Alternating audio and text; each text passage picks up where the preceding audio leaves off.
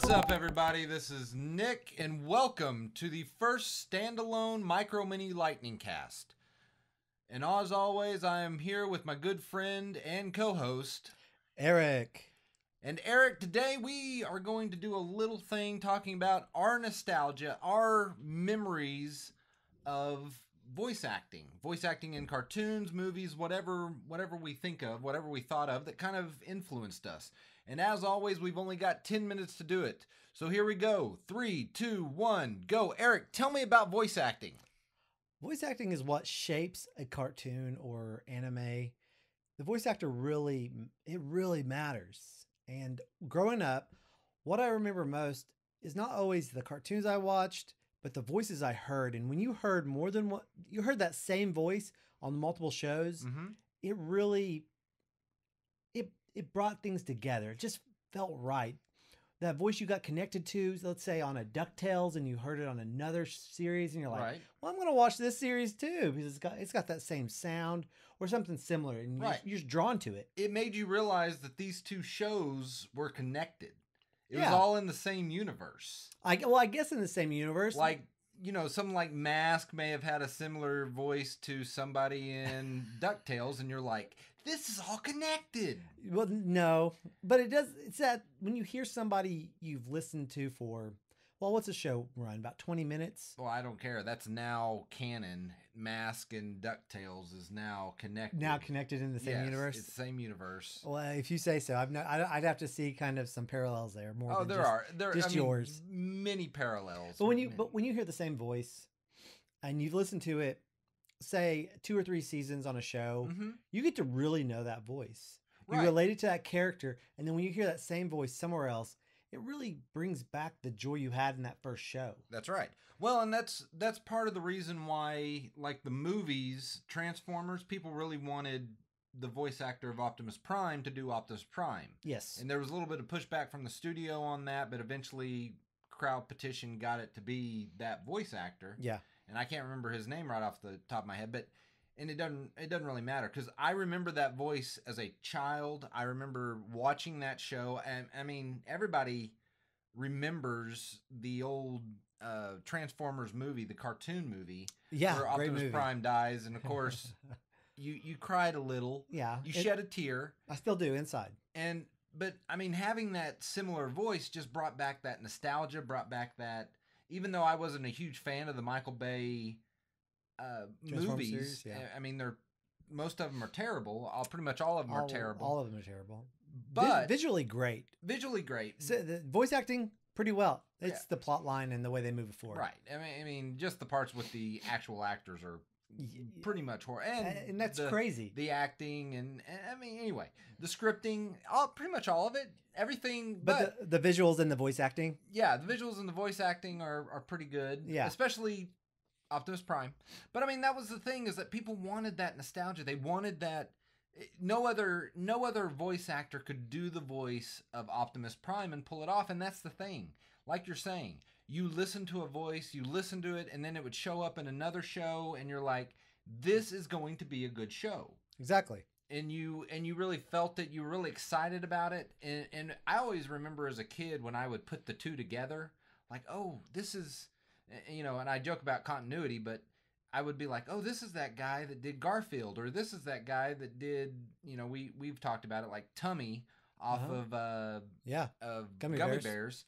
I mean, it kind of brought it, like you said, it brought it together, made you feel like you were watching, you know, kind of made you feel like you're in home. Yeah, it does, because you watch it at home. Like you're an old friend. You're sitting in front of a TV and you watch these shows and you hear these voices, and like we've already said, you get connected to them. You really want to hear them more. You listen for them, and when the new show comes out, you're like, what voices do I recognize? You're like, oh, this is the voice off of, let's say, Garfield, or this is the voice off of G.I. Joe. And I'm like, oh, that's this character. In one show they're good, in one show they're bad, and sometimes that throws you for a loop. You hear a guy who's the protagonist, who's saving everybody, doing the right thing, and in another show, the same voice, or same voice actor with a slightly different voice usually, is now he's the antagonist. He's a bad guy, and you're like, but that voice is the good guy. Right. And it was great, and it's great. And we love voice actors. We think it's an art, it's a craft that to this day is mostly underappreciated. Well, and we jokingly, somewhat jokingly, call them the rock stars of our childhood, and they really were. That's not joking. That's 100% true. Right. Well, just and it really, the analogy goes even farther of saying, just as people with rock stars with bands, they look forward to that next song. As a child, we looked forward to the next time we heard their voice. Exactly. Or the next time they did something, because that was going to be a show that, I was going to be there watching.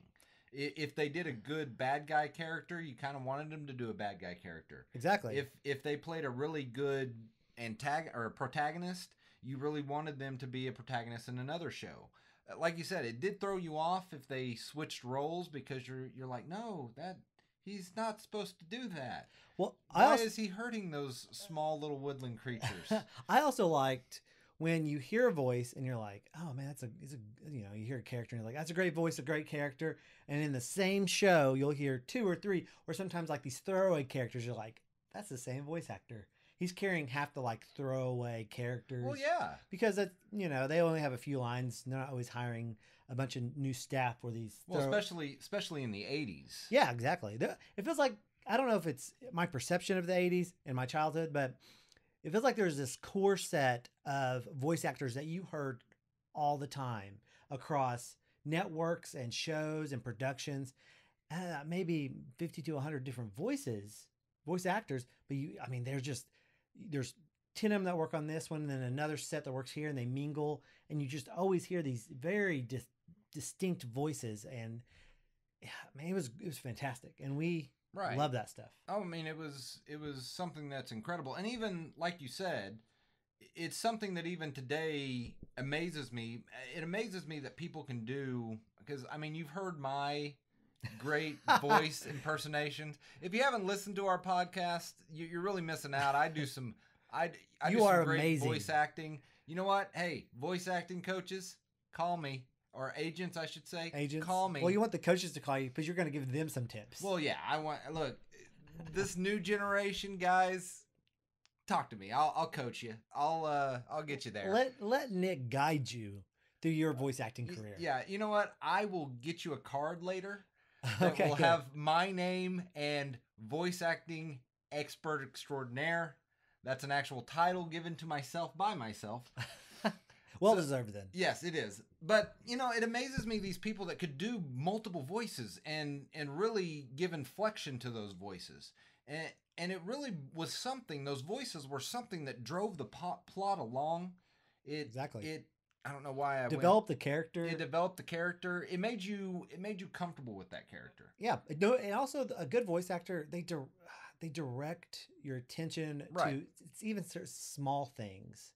The stress in their voice or the inflection they're giving at any moment to really, as you said, guide you down the path of the plot. Well, and sometimes we would have points where a voice actor would leave a show or pass away, and then somebody else would have to step in and try to do an impersonation of that voice actor. Yes. And sadly, even young Nick could pick out when it's like, it's just not the same. It's just not what I was used to. Exactly. And a lot of times I would stop watching, or because I mean it just wasn't. It was the a same different character. It was. It really changed. That was just now a different character, and you just couldn't connect, even though same writers, same show. Right. It's just that voice didn't connect with you. Right, and that's the sad reality of it, is that a lot of times those voices you got to know as the character. If you heard the voice actor again, you said that's the character, and a lot of times that was because different actors would go to different shows. Yeah. And Definitely. They'd have to be replaced because there was conflicts on doing both, or they went to another channel or whatever it was.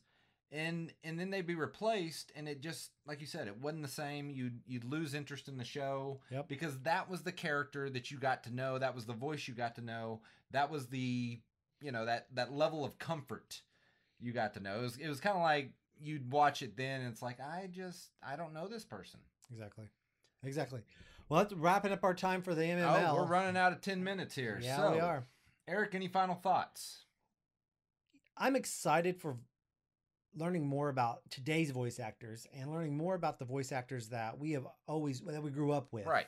We're doing a project right now trying to contact different voice actors and just kind of get to know yesterday and today, and get to know them, ask them a few questions, and if we get anything back, we'll post it on our site, right? puckpodcast.website, and we'll post it there. And depending on probably how excited we are about who responded, we might even read some of the answers. Of course, we'll probably definitely read the answers. Yeah, for once, it's just content. Right. All right, Eric. Well, as always, these are fun to do. Exactly. Eric, where can they find us? Well, they can find us, of course, on iTunes at Pull Up a Chair and any other podcasting app. Right. Along with our website at puckpodcast.website, PUC podcast.website. Facebook, Pull Up a Chair, and also on the YouTube at Pull Up a Chair. So, thank you for listening. As always, we enjoy doing it, and we hope you enjoy listening. And we thank you. All right, bye.